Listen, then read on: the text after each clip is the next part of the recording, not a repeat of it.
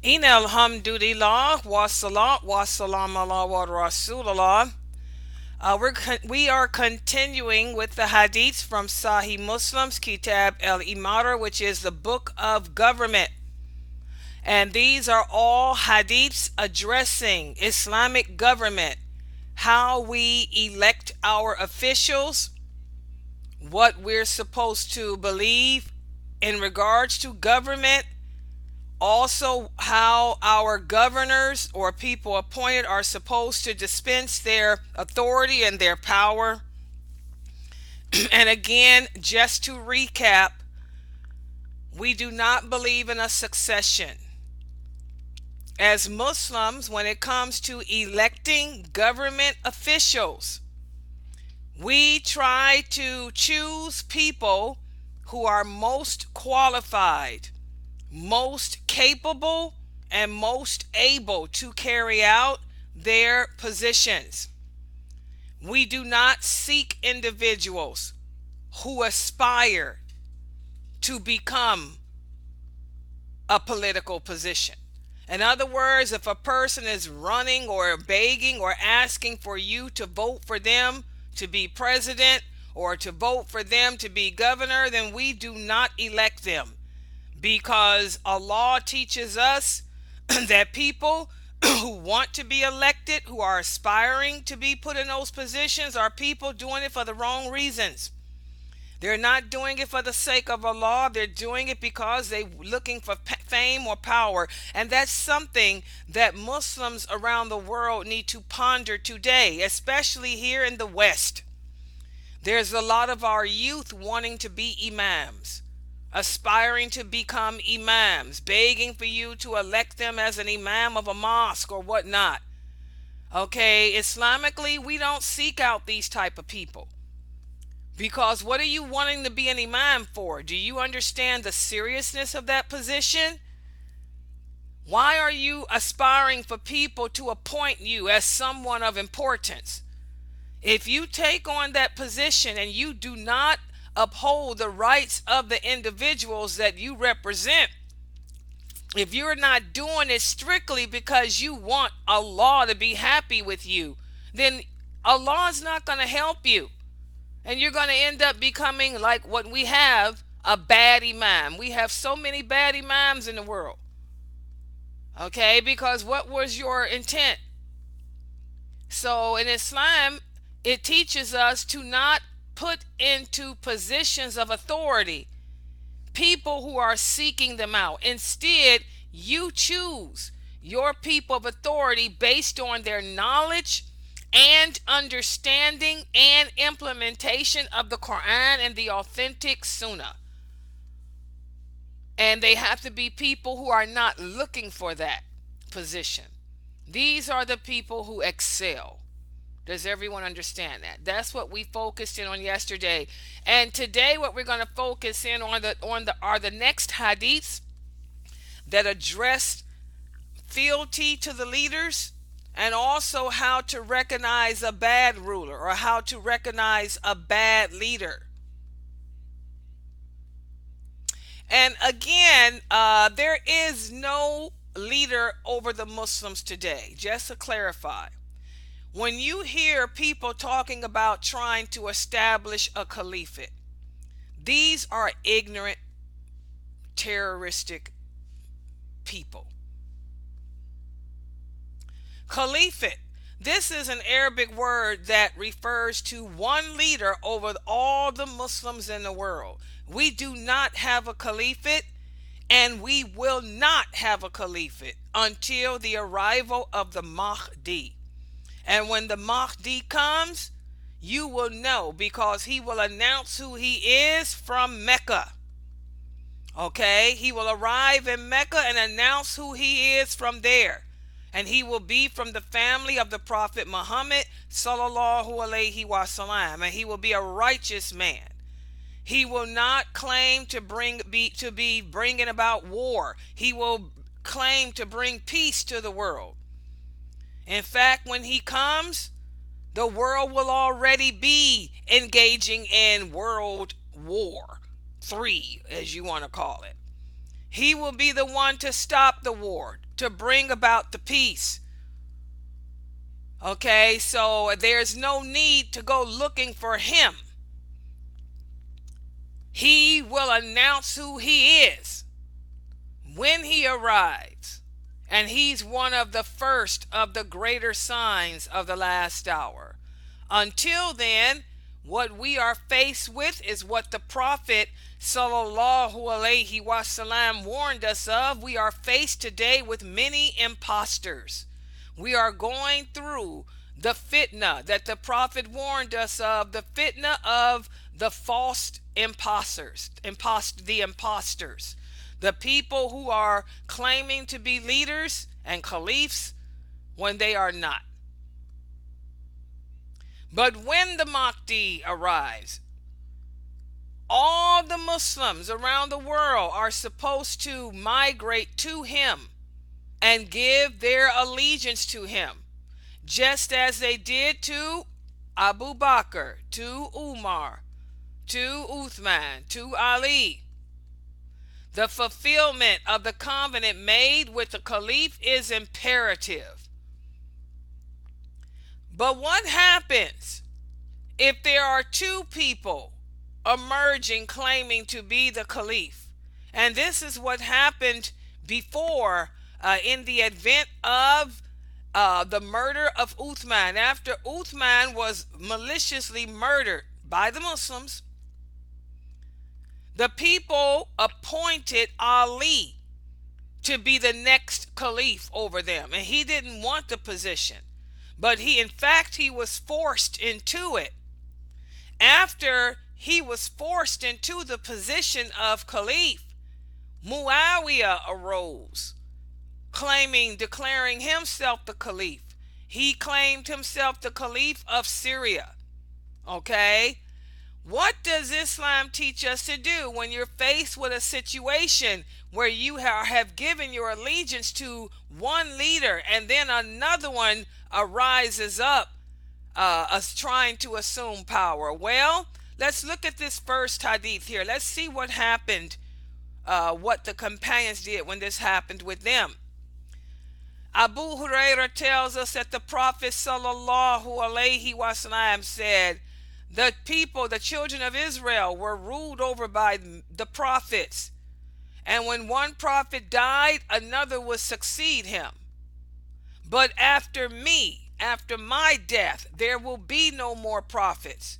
Instead, there will be caliphs or leaders, and they will come in large numbers.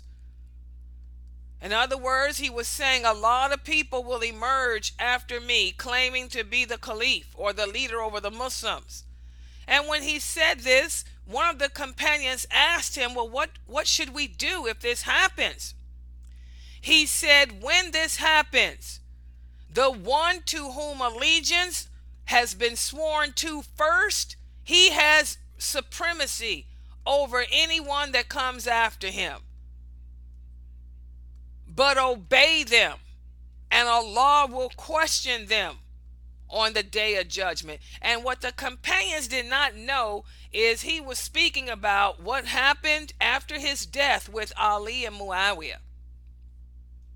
Okay, both Muawiyah and Ali were eminent companions. Of course, Ali is better than Muawiyah, because Ali will be the fourth person to enter into paradise after the Prophet Muhammad sallallahu alaihi wasallam. And what happened in history was the people had sworn or given their fealty to Ali. But then when Muawiyah deposed him and named himself to be the caliph, and he tried to get the people to swear allegiance to him, many of the companions did not. Okay, but they obeyed him as long as he did not tell them to do something that was wrong. And when he did tell them to do things that were wrong, such as go out and fight, that's when the problems really began with the companions. Okay, but here the Prophet is speaking about what to do. And also in this hadith, the Prophet is also speaking about the fact that our leader can appoint rulers underneath him too, just as the prophet himself did. The prophet was the prophet of Allah, but he appointed governors. He made Muad the governor of Yemen, him and Abu Musa Ashari. And so here the prophet is saying that the first leader is the one that has the supremacy over the others, but you obey them all. Whoever he appoints, the prophet is saying whoever the leader of the Muslim appoints as officials, all of them are to be obeyed. So obey the people of authority. That's what he is saying here too.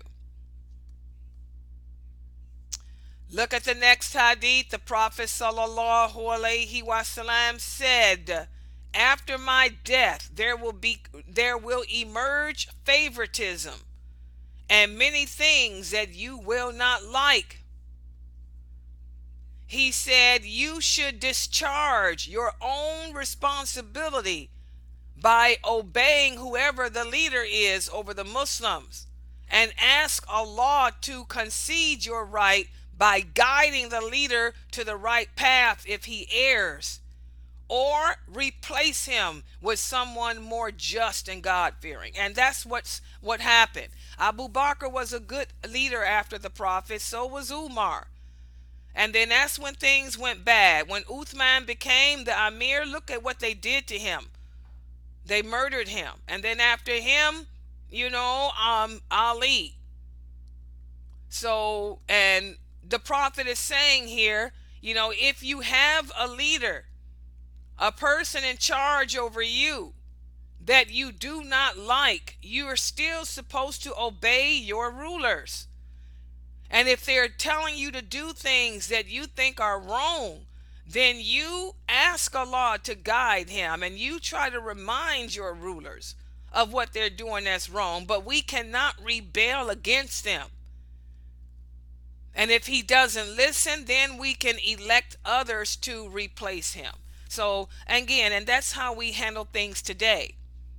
Say, for example, you live in a Muslim country. You do not like how the king is governing the country. Say, for example, you live in Abu Dhabi or you live in Kuwait. You don't like the way the ruler handles things. You do not revolt against him. You do not plan to assassinate him. Instead, what you do is try to make dua for him and try to talk to him, have meetings with him, send him emails or send him letters reminding him of what Allah says. And then if he still does not listen, and that's when you organize, to try to elect someone else to replace him. But again, as we talked about yesterday, as long as our rulers continue to perform their prayers publicly and openly, they're Muslims, and their life, their property, their honor is sacred, and we do not rebel against them. And that's the advice that the Prophet was trying to instill into the minds of his companions, because he knew he was about to die, and he knew Allah had shared with him knowledge as to what would happen after his death. That last hadith here, the Prophet sallallahu alaihi wasallam was taken aside by a man from the Ansar who said to him, "O Prophet of Allah, will you not make me a governor as you've made so-and-so a governor?" The Prophet said, "No, I will not, because you will surely come across preferential treatment after me. So you should be patient until you meet me in paradise." So again, another example as to how we do not appoint to positions of leadership or power people who are seeking them. Because people who are seeking these positions are seeking them for the wrong reasons. Again, our Prophet sallallahu alaihi wasallam taught us how to conduct ourselves in all matters, politically and otherwise. Okay? And again, whoever is appointed as a leader amongst us, be it your local imam, be it the ruler of the country or whatnot, we're supposed to show obedience to them, even if you don't like them. You may not like the king of Saudi Arabia, but you're supposed to obey him unless he tells you to do something that contradicts what Allah says. We have a hadith whereas one of the companions asked the Prophet, he said, "O Prophet of Allah, what do you think if we have rulers who rule over us and demand that we discharge our obligations to them, but they themselves do not discharge their obligations to us? What do you command us to do?" The Prophet said, "Listen to them and obey them, for on them shall be the burden, and on you shall be your burden." So in other words, unless they're telling you to do something, like, unless, for example, the king is telling you to go ahead and drink alcohol, unless the king is telling you to fornicate or adulterate or do something wrong or go rob a bank, you're supposed to still obey him, even if you feel that he's not, carrying out his responsibilities right. Again, we are not supposed to rebel against our leaders.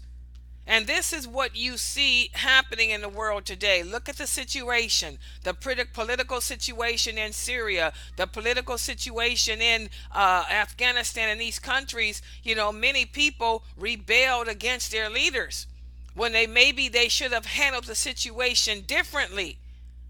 Maybe they should have followed the commands of the Prophet. I don't care how much you don't like a person, you obey them unless they tell you to do something wrong. And if you really, really believe that they're bad leaders, then you hold meetings with them and remind them of what Allah says. Do it the right way. And if you're still not happy, then try to hold elections for new leaders. Okay?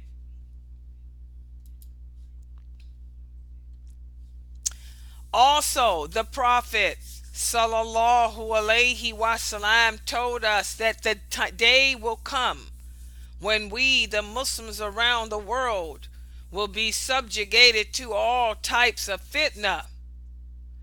There will emerge amongst us many people claiming to be leaders, claiming to lead us to paradise, when in reality they are leading us to the hellfire. They will issue fatwas or commands, answers and commands that go against the teachings of Islam. They will offer you a way that's better than the way you're on. The Prophet is saying, if you live to see those days, then stick to the main body of Muslims and be wary of these people who arise claiming that they can bring you a better life. He was talking about what's happening today. We have so many leaders. Look at social media. They use social media as their platform. These different terrorist groups. Everybody, look on Facebook. You see about 1 million Muslims giving lectures. Hundreds of men and women claiming to be people of the true Islam and people of the Sunnah, claiming to teach Islam and its truthfulness, and they're teaching you things that contradict what Allah says. They're making things lawful, like marijuana, that Allah did not make lawful, and making things haram, such as eating the food of the people of the book, unlawful, when Allah made these things lawful for us. The Prophet is saying, when you live to see this, then you stick with the people, the main group of people. Don't allow these people to try to divide you and say, okay, we're going to make a new group. We're going to call ourselves Salafi, for example. We're going to refer to ourselves as being Salafi. Did the Prophet refer to himself as being Salafi? The Prophet sallallahu alaihi wasallam said, we are Muslim. This is a name that chosen and given to us by Allah. What does the word Muslim mean? The word Muslim means one who submits his face to Allah. This is a name chosen by Allah. He's saying don't allow people to come to you and tell you that their group has something better. You don't refer to yourself as a Salafi, guys. You don't refer to yourself as anything other than a Muslim. This is an example I'm giving. So let's look at these hadiths. One of the companions said, people used to ask the Prophet about good times, but I used to come to him and ask him situations of bad times and how to conduct myself in those situations. He said, one day I said, O Prophet of Allah, we were first living in ignorance and evil, and then Allah brought us out of that into good through Islam. He said, is there any bad time after this good that we will experience? The Prophet said, yes. And then I asked him, will there be more bad or good after that? He said, yes, but there will also be evil. And I asked, what will be the evil there? He said, it will be hidden evil. He said, that time will witness the rise of people who will adopt ways other than mine and seek guidance other than mine. You will recognize good in them, and you will also see bad in them. What does that sound like? That sound like today, doesn't it? Look at all these speakers we see on social media, on Facebook or on the internet. They speak so well. They look so Islamic. You look at them and see good in them, but there is also evil in them too. They're telling you good things that you want to hear about paradise, and then there you see bad points too. The Prophet said, and then there will come a time when there will be people standing and inviting you to the gates of hell. Whoever responds to their call will be thrown into the hellfire. And the companion asked the Prophet, well, can you describe those people to us? He said, yes, they will be people having the same complexion as us, and they will speak our language. In other words, they will be Arabic people. They will look just like us. They will speak Arabic beautifully. And the companion said, O Prophet of Allah, well, what do you suggest that we do if we live to see that? He said, if you live to see the day when there appears amongst you people just like us, Arabic like us, speaking our language, telling you that they're inviting you to paradise, he said, stick to the main body of Muslims and the leader. And if there is no leader, then separate yourself from these factions. Even if you have to be the only person left standing on the road holding on to a tree. He's talking about today. Look at all these groups. Salafi, Wahhabi, whatever you want to call it. Then you got the ISIS. You got the Al-Shabaab. You got the Al-Qaeda. You got all these factions, all these groups rising up amongst us today, all of them claiming to be offering you a ticket to paradise. Don't separate from the main body of Muslims. What are we? We're not Salafi. We're not ISIS. We're not Al-Qaeda. We are supposed to be Muslims. We don't have a caliphate today. There is not going to be a caliph until the Mahdi comes. So what do? We separate ourselves from this. And this is what I tell my students. If a person comes to you claiming to be Muslim and they claim to belong to a sect or a group, stay away from them. Run away. I don't care how well that person speaks. I don't care how much Arabic he can speak, how much Quran he can recite, how beautiful his voice is, how beautiful his face is. If he refers to himself as belonging to a group other than Muslim, run away. And that's what the Prophet is saying. Separate yourself from all these factions. You call yourself Salafi, I run away from you. Seriously. Don't ever tell me that you're Salafi, Because I'm going to say, oh, really? I know that you are a fanatic. If a person tells me they're Salafi, I know that they're not following the Sunnah. Because if they were following the Sunnah, they wouldn't refer to themselves as being anything but Muslim. And Salafi represents extremism and fanaticism to me. And following certain people who they call sheikhs and taking their fatwas over anyone else. So I'm going to run from you.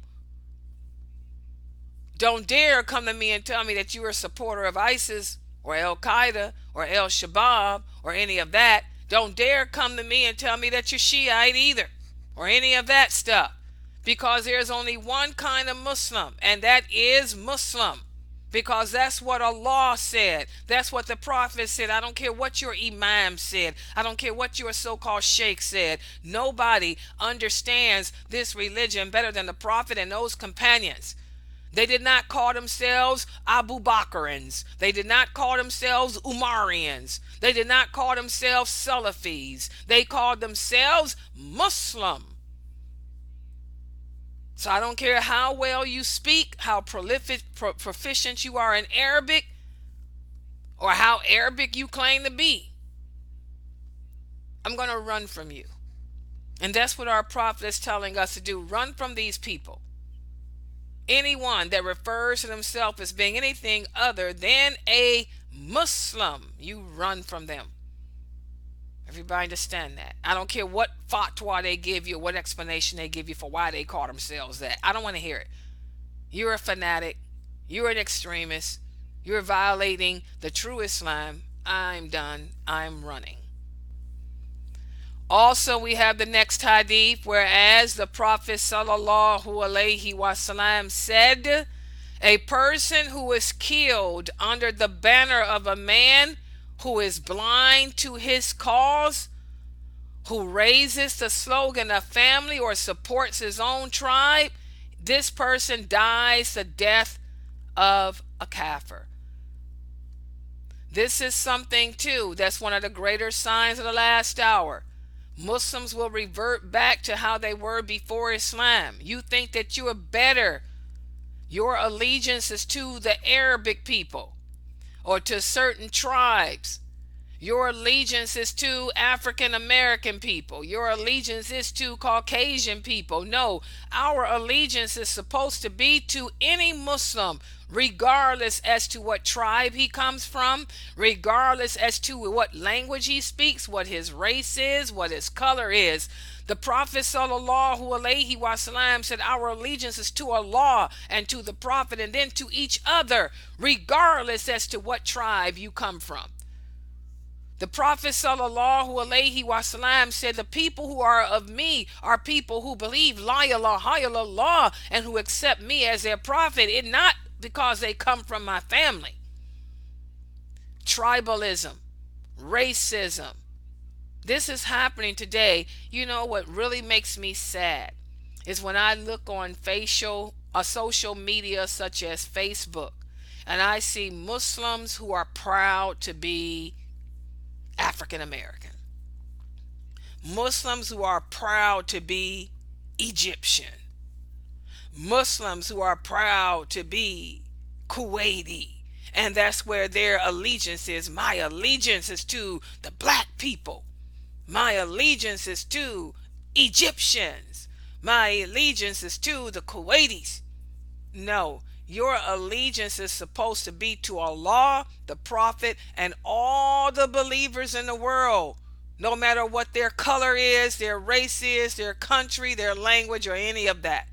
And that's what the Prophet is saying. If you're a person who fights in the way of tribalism or racism, you're dying the death of a kafir. You're just a non-believer. Because again, your fight should be in the way of Islam, for Allah, for the Muslims. All that tribalism and racism, throw it out the window. There is no racism in Islam. Islam did away with that. The Prophet said the black man is no better than the white man. The Arab is no better than the non-Arab. So why do you care what tribe, what race you are? You're Muslim. Remember, it's all about being Muslim. Stop putting labels on yourself, such as Salafi and all this other nonsense, and call yourself what you're supposed to be, a Muslim who believes in Allah, one who submits to Allah. Then you could care less what another person's race is, where another person's country is. Let's look on the next hadith. Abu Hurairah tells us that the Prophet sallallahu alaihi wasallam said, whoever defects from obedience to the leader of the Muslim and separates from the main body of the Muslims, this is a person who dies, and if he die in that state, this is a person that will die the death of a non-believer. And whoever is killed under the banner of a person who is blind to a cause that he was fighting, who gets flared up with family pride and social, racial pride and all of that, is not from me. He is not one of my followers. And if he kills the righteous and the wicked of them, sparing not even a staunch in faith, he is not from me. Again, guys, you better take that crap off of your Facebook pages. When I look on Facebook and see all this Palestinian pride, maybe that's why Allah is punishing the Palestinians. Black pride, maybe that's why you got all that suffering going on. Bosnian pride, all that pride. Your pride should be in being a Muslim, not not having pride in your race, color, country, or any of that. Also, the Prophet sallallahu alaihi wasallam said, a person who dislikes a thing done by his leader should be patient over it. For anyone from the people who withdraws his obedience from the government, even to the extent of a handspan, and dies in that condition, he will die the death of a non-believer. So again, those of us living in Muslim countries that have Muslim rulers such as Saudi Arabia, Oman, Dubai, or whatever, Kuwait, or whatever, you're supposed to obey your leaders and do not rebel against them. Because if you rebel against your leaders, you will die the death of a kafir. That's how we should deal with things today in the world. One thing about Kuwait, the people of Kuwait, these are the best Muslims I've ever met, of the Arabic race. They love their Amir. They love their country because their leader, their caliph, their ruler, I shouldn't say caliph because there is no caliph, their ruler is very good to them. He takes care of his people. Kuwait's a small country too, but the people there are not struggling as badly as other places of the world. He makes sure his people are cared for, that everybody has food, shelter, clothing, and whatnot, and the people love their leader. The same with Abu Dhabi. They love their ruler. They love their leader because he makes sure that his people are taken care of. That's a good ruler. But if you happen to have a ruler that you don't like, you can't sit there and say because you don't like him, you're going to rebel against him. Be patient with him if he does something that you don't like. Okay? Let's see. Look at the next set of hadiths. These hadiths address how if a person tries to disrupt the unity of the Muslims after an oath of allegiance has been given to one or two caliphs. This is again speaking about what happened in the case of Ali and Muawiyah. The Prophet sallallahu alaihi wasallam said before he died, he said different evils will make their appearance in the near future. He knew he was dying, and Allah had shared with him some of the knowledge as to what would happen after him, how the companions would divide, how they would separate. In fact, he told Uthman that Uthman would meet a horrible death, but he will be amongst the first people to enter into paradise. The Prophet said different evils will make their appearance in the near future. Anyone who tries to disrupt the affairs of this nation while they are united, you should strike them with the sword, whoever he may be. Okay? He was talking about the fitna that arose, that ended up happening when the people murdered Uthman. And also, the Prophet sallallahu alaihi wasallam said, when you are holding to one single man as your ruler, your leader, you should kill whoever comes to try to cause fitna and destroy that. He was talking about what would happen with Uthman and what did happen. Uthman was a good ruler. He was kind. He was good. He was responsible for preserving the Quran. He was also the one who expanded the mosque and made it larger. He also believed in building homes for the people in the nice suburbs of Medina and Mecca and whatnot. But there were a lot of hypocrites who wanted to deter the spread of Islam. So the hypocrites launched a horrific campaign against Uthman, slandering his character, accusing him of nepotism, accusing him of favoritism, accusing him of loving the life of this world more than the hereafter. But what people fail to understand, they listen to these people, but they fail to understand Uthman was a multi-millionaire. He was the most wealthiest of all the companions, and he spent his money in the way of Allah. During the time of the Prophet, he was the one that funded mostly all of the battles. And after the Prophet, he spent his money, enriching the mosque and the people's homes and stuff. He liked nice things. That's why the Prophet married two of his daughters to him. The man was wealthy, but he spent in the way of Allah. The people accused him of loving the life of this world more than Allah, which was a lie. They believed the hypocrites, because the hypocrites, they speak a good game. They handsome in appearance. They speak well. They're very articulate. And the people ended up rebelling against Uthman, and they murdered him unjustly in his home.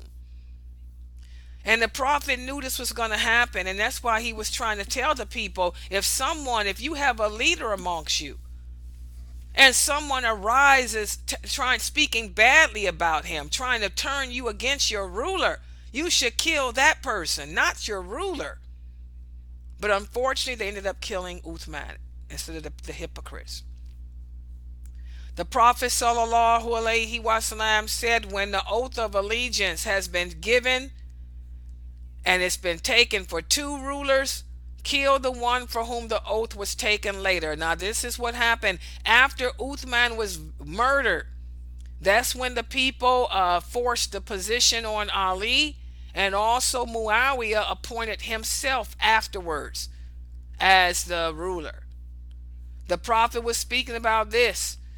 They should have followed Ali. The people should have accepted Ali as their ruler and not Muawiyah or anyone else. Okay?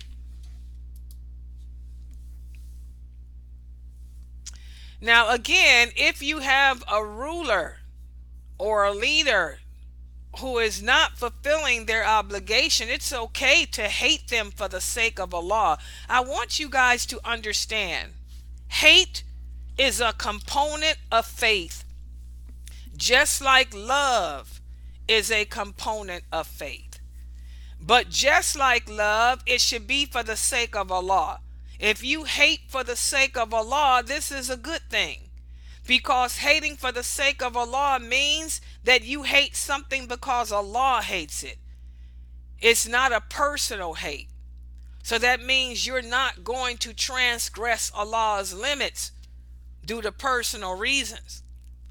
Whereas to hate on a personal level, this is when we end up murdering and committing and all type of atrocities and transgressing the limits of Allah.